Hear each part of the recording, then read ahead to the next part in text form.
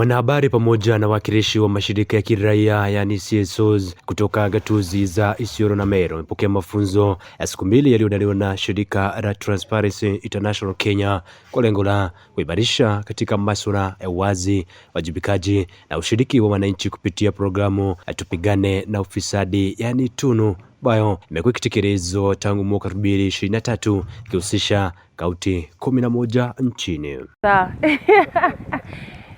My name is Shirley Wangusi. I am a project assistant at Transparency International Kenya. So since 2023, we have been implementing the Tupigane na Ufisadi project. This is a project that has involved 11 counties which were mapped out with the aim of strengthening the capacity of CSOs as well as the media. So for the media, we have been training them on investigative journalism and also building the capacity of CSOs in terms of championing for the fight against corruption and just trying to enhance citizen engagement. So for the past years, what we have been doing, part of the implementation has been the utilization of digital tools. We have had the Wajibikaji Pamoja platform as well as the Action for Transparency app. So this has been successful. We are glad to report that we have had a total of 802 cases reported cumulatively from the two platforms, and we have had very many success stories in terms of corruption cases that have been reported, and we are working together with our partners in terms of escalating what is beyond our mandate just to continue with enhancing transparency and accountability in Kenya.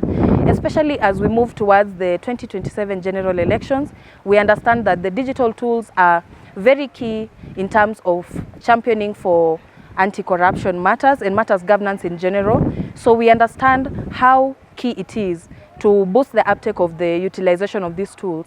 So what we have done, we have had IEC materials, we have had refresher trainings, and through the CSOs, we are expanding TI Kenya's reach all the way to the grassroots. So we are having them train everyone down to the common mwananchi. And so from this implementation of the project, we are glad to see that the topic anti-corruption is not just for us. This is a topic that even without Transparency International Kenya, we are hearing it all the way to the grassroots. That is a success that we are really riding on. And as we work towards the general elections, we believe that this is something that is going to help in terms of accountability, even with the elections and even beyond elections.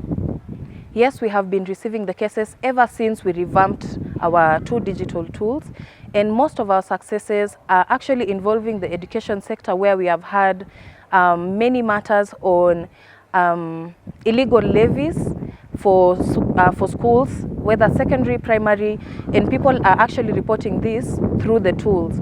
So with our partners, we have been escalating these matters, especially to the EACC. We are working together with the Ombudsman so that we can put this matter to rest. Kwa upande wa wanahabari waliohusishwa katika programu hiyo wakisifia mafunzo hayo, wakidokeza kuwa yameangazia mbinu za kuchunguza na kuripoti masuala yanayohusu wajibikaji, matumizi ya rasilimali za umma na utoaji wa huduma kwa wananchi.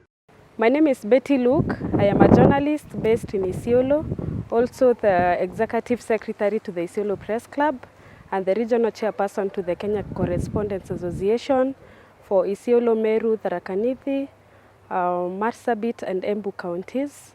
And today I am so glad to be part of the Tunu project, and I really want to appreciate the TI team. They have engaged journalists since the inception of the program.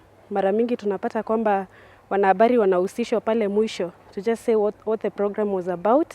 But this particular project has engaged us from the beginning to this very end, and we really want to appreciate. And for the accountability platforms, I really want to appreciate, especially for the A4T app. It is a resource for us as journalists. It has been very critical in supporting us access information as far as public projects are concerned. And we really want to appreciate and call that if it is possible from the TI end to at least ensure there is more more information regarding all other programs, all other projects across the counties, it will really be key. Also for the Uwajibikaji platform, we really want to appreciate, because sometimes as journalists we just cover stories and we some of the issues that would really need a follow-up, we are not able to report them because of fear. Sometimes you're even not sure of your job if you report on stalled projects, on mismanagement of public resources. But for this particular platform, it will really help us, not just in storytelling, but also in the aspect of pushing for accountability as far as residents are concerned. Because as journalists, we do not live in vacuum. We also live with the communities, and the services that are not being rendered well, they'll affect the normal mwananchi and as well as affect us. So we really want to appreciate and call on other development partners and other CSOs to ensure that at least we engage journalists, not just to share what you guys have been doing, but to be part and parcel of the processes that you are engaging in. Wakilishi wa mashirika ya kiraia nao wakidokeza kuwa kupitia programu ya Tupigane na Ufisadi wameweza kupokea maarifa na kuimarisha ushiriki wa wananchi katika masuala ya utawala pamoja na kufuatilia utekelezaji wa miradi na huduma za umma katika maeneo yao. Kwa majina naitwa Abdikadir Osman. Natoka katika kaunti ya Ugatuzi ya Isiolo, kaunti number 11. Leo tuko hapa kupata masomo kuhusu mambo ya digital platform, digital tools, na ni kazi ambayo kila wakati tunafanya kuhakikisha kwamba tunatumia hizi platform kureport zile corruption cases. But masomo hii leo imeweza kuletwa for 2 counties, that is Isiolo and Meru, na imeweza kusapotiwa na Transparency International. Na katika hii project ya Tunu tuko katika kikao ya mwisho ya by September, October kutakuwa na end of the project. But these tools have been used by Transparency International for the purpose ya kuweza kusaidia community, and this project will not end. It will be ongoing project for especially for our community to use as the platform to advocate also advocate for zile development ambaye zile changamoto ambaye ziko within the counties in terms of development, and also in terms of the issues ambaye zina rise within the counties, within the gaps. So for the 2 days ambaye tulifunza on digital platform, tumeweza kupata masomo ya kutosha broad practically, na through those practicals pia tumekuja na a lot of interventions, na kuna challenges ambaye tumestate na how to overcome those challenges. Na I just want to say that the training imekuwa ni very productive for both counties, and when we move from here as a team from Isiolo, especially the team from Isiolo and also our team from Meru, we have agreed that we can use these masomo ambayo tumepata kuhakikisha kwamba zimeweza kufikia zile our partners and our stakeholders within the counties, na pia tumetumia hii tool kwa njia ambayo inafaa kuhakikisha kwamba zile gaps ziko within the county in terms of development tumeweza kufikia kwa malengo ambayo tunahitaji. Irene Kanana, I serve at Young Women Christian Association. Leo nimeshukuru sana TI kwa kutuconvene for 2 days training. Mahali tumefunzwa kuhusu digital tools, that is A40 and uwajibikaji. Tunashukuru sana TI kwa sababu sisi kama mayouth hizi hubs zinatusaidia especially ku report zile stalled projects ama zile issues zote zenye mayouth wanapitia, na through the knowledge that tumepata hatuendi kukaa nayo sisi wenyewe, tunaenda pia kuhamasisha mayouth wengine wenye wako community, because it's our core responsibility all of us as youths to call out leadership, to call out governance through social audits, na these tools zitatusaidia. Again, this is a youth week. Nataka kuwish my youths wote happy International Youth Week. Mali theme ya this year is different context but common aspiration. We all have one common aspiration as youths ya to make sure that sisi hatuitwi leaders wa leo wa kesho, sisi ni leaders wa leo, and we are ready to take all the responsibility when it comes to leadership. sawa. Mimi ni mfupi. Nifanye hivi ndo wengine wakabaki.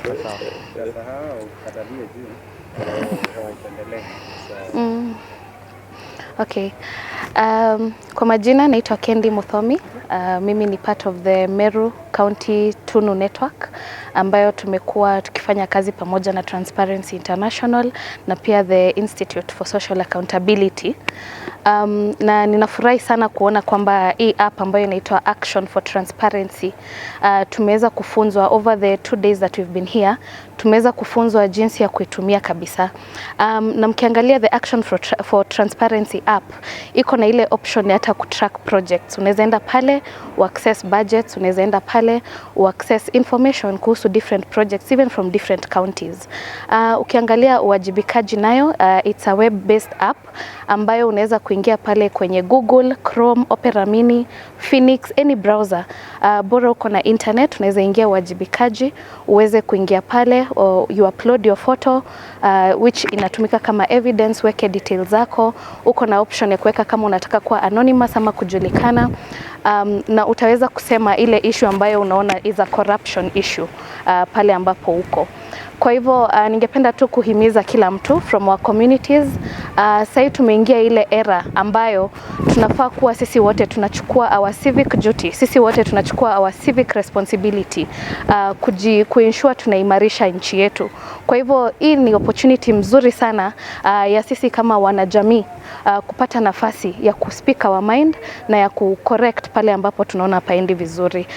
Kwa hivyo kwa hayo machache ningependa pia encourage our counties, the national government, civil society na kila organization ambayo ni ya jamii tuendelee kukuja kwa pamoja ndo tuweze kuweka systems zetu pamoja. Kwa sababu hata kama una advocate for example mambo ya watoto, una advocate mambo ya wana youth, una advocate mambo ya budget, una advocate mambo ya health bila kuangalia na kuweka ile anti-corruption mbele ama integrity, itakuwa ni ngumu kwa pesa zetu ama serikali kuweza kufanya kazi kwa mwananchi. Kwa hivyo let us continue fighting corruption na tuendelee kuensure kwamba social accountability imekuwa a household name and anybody can do it. Isi mambo ya mtu ambaye amesoma ama mtu ambaye hajasoma. Enda pale with your few words, eka hapo hivyo kile ambacho unajua. Unaweza andika, bora iko na very good details, weka pale hiyo details mzuri yenye unajua, specific details yenye unajua, weka pale na utaweza kupata watu ambao, mashirika ambayo inasimama na wewe kuweza kutatua hiyo issue ya corruption. Asanteni. Okay, again, pia my youth learn that these digital tools, they are very confidential. Unaweza share, it's your wish, unaweza amua ushare kama jina yako ama pia anonymous, inakupea hizo options. Na these apps zina cater data protection acts, kwa sababu kama unataka kuongea na utaki kufuatwa inakupea option ya kukua anonymous. So tunashukuru sana for those digital apps na tunaomba pia tuende to amplify sisi wote hata through media to amplify that these tools that zinaweza tumika na si youths to everyone can use from the community and the society at large. Ni kupitia ushirikiano kati ya wanahabari, mashirika ya kiraia na wananchi, Transparency International Kenya inalenga kukuza jamii yenye uelewa zaidi wa haki zake na yenye uwezo wa kudai uwazi, uadilifu na wajibikaji katika utoaji wa huduma za umma. Nikiripotia Kamachu TV, itaripota 001 wa Chombi Kamachu.